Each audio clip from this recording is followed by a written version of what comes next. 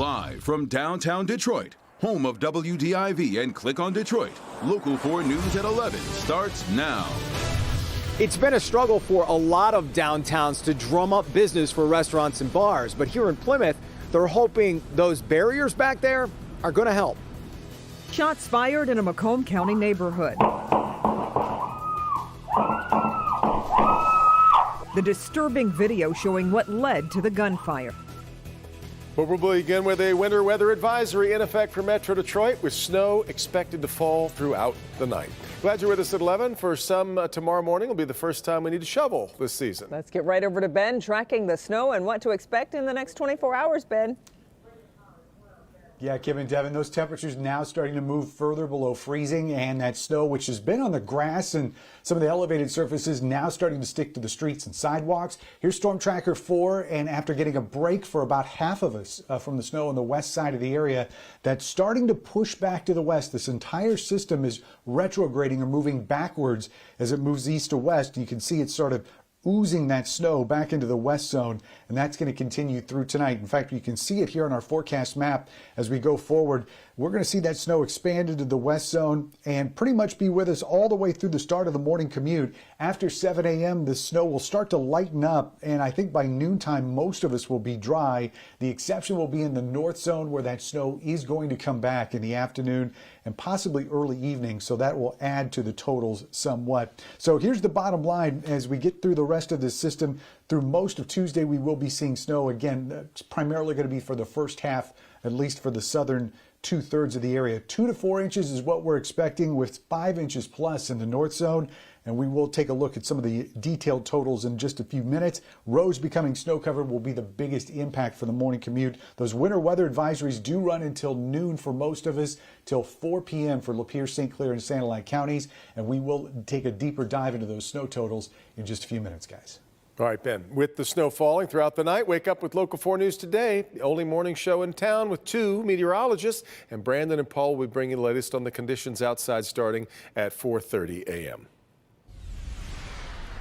As restaurants struggle on life support through carryout and limited seating, another huge problem coming, and it has a lot to do with what Ben was just talking about. Winter weather is making outdoor dining even tougher right now. Jason Colthorpe is live in Plymouth, where they're extending it and even expanding. Jason.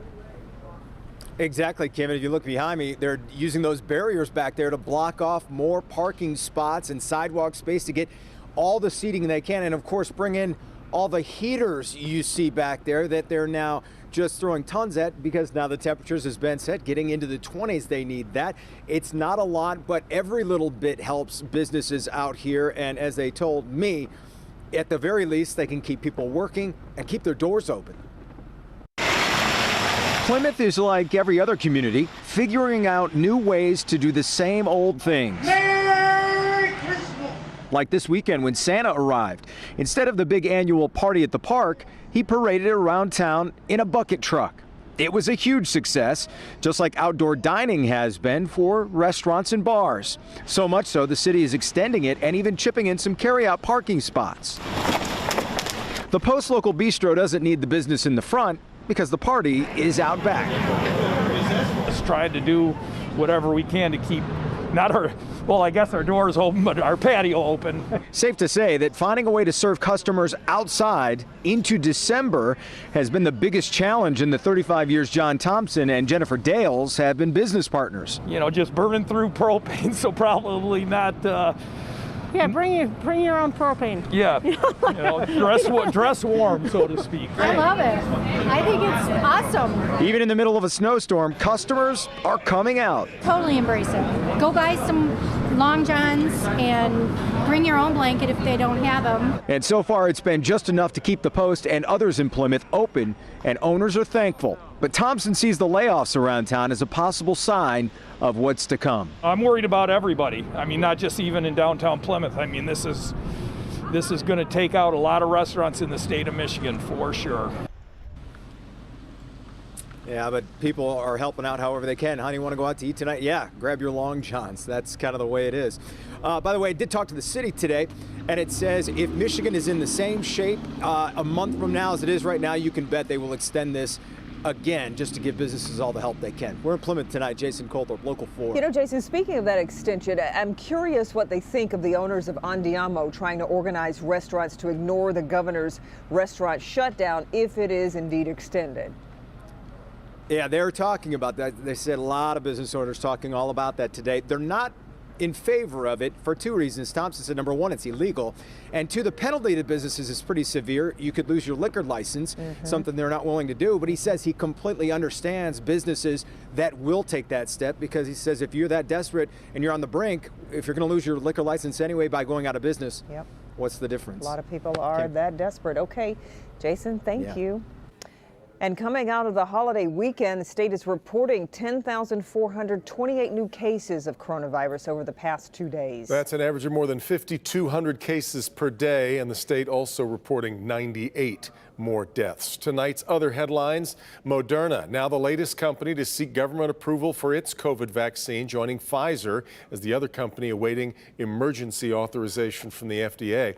And late tonight, a shakeup within the White House coronavirus task force, with Dr. Scott Atlas announcing he is resigning. His has been a controversial term. He was heavily criticized earlier this month when he called for Michiganders to, as he put it, rise up over the latest COVID restrictions in the state.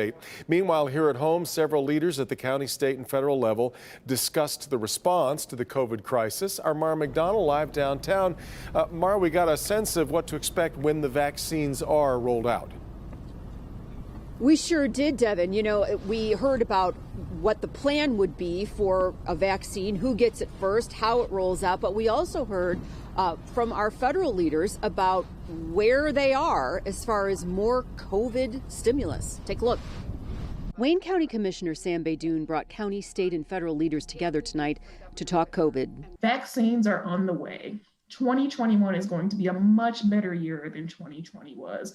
All we have to do now is just kind of hunker down, wear our masks, maintain our distance, and good things are coming. Caldoun was clear the first batch of vaccines will go to medical first responders and the most vulnerable in long-term care. And rolling out a vaccine is something that's being prepped at the state and county level. There's a vaccine that has to be kept at a very, very low temperature, not something our refrigerators and freezers can handle. So in order to be prepared in time, if that's one of those that's released, trust us, we will be ahead of that.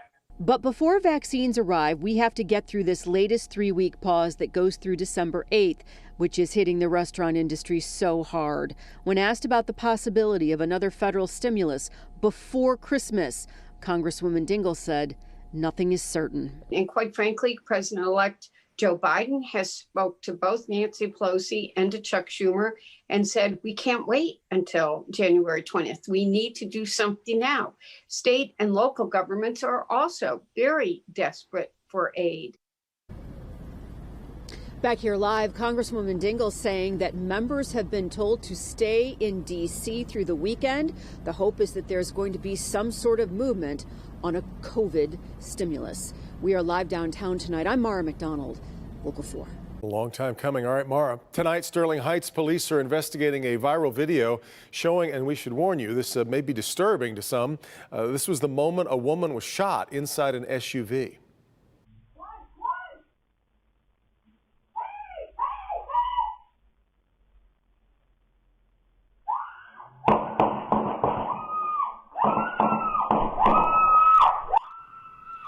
The woman was shot several times, taken to the hospital with injuries that we are told were not life-threatening, fortunately.